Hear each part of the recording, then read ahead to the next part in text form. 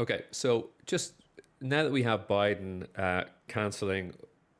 stopping all imports of Russian oil, gas, and LNG, just something to talk about here is, well, why are they so comfortable in doing this? Well, and Europe not. It's because the US essentially have the fracking as a sort of a spare capacity tool, right? New highs on oil now, 125.50s, easy peasy. It's going to happen. We're going way up here, all right, way up here. I'm looking at 134s here, maybe more. Actually, not maybe more than 134s, but certainly above 125s, maybe 129s. But the important thing here to realize is if you're, someone like me who's invested in pipelines in North America, a lot of aggressive buying here, 125.60s into the highs now. This is really going to run.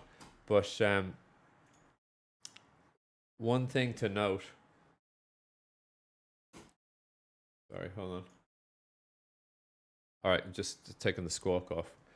And I just wanted to note that if you're in pipelines, they haven't really been taking a massive bid up, right? Because um, there's been no catalyst so far. I mean, there's somewhat of a catalyst at these higher prices for the fracking companies to get back to work. So they kind of learned the lesson the first time round in the first fracking revolution. Kind of '08 onwards, right? And they had this just ocean of oil. And when Obama was in, he granted an export license for oil. It's huge. It's just no storage available, and kind of price, toppled thereafter, right? But what happened on the balance sheet at that time for those fracking companies was they were highly leveraged. They were loaning money at quite high interest rates and had capital calls essentially every month to service their loans, right? Large bid here, Nat Gas, spot 580s, 200 lifting there. All right, he's gone now. Didn't trade. All right, so there's a bit of spoofing already going on in the Nat Gas book here. So the point is, what I'm trying to get to is the last time around they fumbled the ball. Now these frackers are slowly, reluctantly getting dragged back to work. All right, because the US is now cutting Russian imports.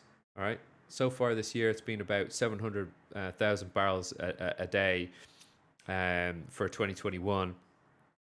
Um, so what I'm trying to get to is basically these frackers are going to be now back to work. So this is actually the first time that I'm going to actually give a shit about the Baker Hughes rig count on this Friday. All right.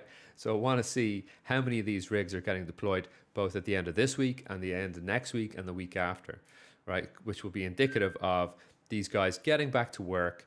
All right. And they're not afraid to start getting into, projects started at this price of 125 barrels a dollar, or $125 a barrel of oil. Okay. So, funnily enough, they just haven't been doing it so far, right? They haven't. I mean, yeah, we saw, frackers, rigs in the Permian Basin up 64% year on year last year, but they were coming off of a base of literally zero, all right? Literally zero.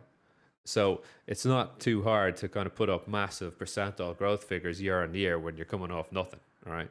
But it's still not enough. So, you see companies like PAA, pipeline company, not really making huge revenues, even though we're in this high priced oil environment because there's not so many frackers back to work. But the hypo now is that Joe Biden cuts imports from Russia. He's going to rely on the fracking industry to then make up the spare capacity needed for the US consumption. And then you're going to have a trickle down revenue effect to oil services companies for pipelines, for equipment, for like Schlumberger, Baker Hughes, all these guys that are big oil services companies. So they're going to take a really big lift on this as well. All right, because essentially, as much as Joe Biden wants to kill carbon in North America, it's not going to happen. They can't. They don't have enough renewables to service their demand at the moment. So there's a lot going on here. There's a lot underneath the price action to consider as well. You know, and but either which way, the perma bull keeps on bulling here. So I'm looking at. I think we can do 147s before the summer. I know it's controversial, but I'm sticking my neck right there on the line. Right there, it's on the line. Okay, so I thought it'd be just really handy to record a bit of this rabbiting on about this information on frackers and what's going on under the hood. See BP up about 2% here pre-market as well. After pulling out of Russia, I mean that's going to have about a $25 billion price tag. PAA also now up 2.5% pre-market. Slumberjay, let's have a look at SLB. I'm not sharing these charts. I'm just giving you pricing here or percentile changes. I'm not streaming the charts. Yeah, SLB up 2.4% pre-market right now. So this is going to be a lifting all boats on oil services, big time. Okay, thanks for tuning in. Cheers.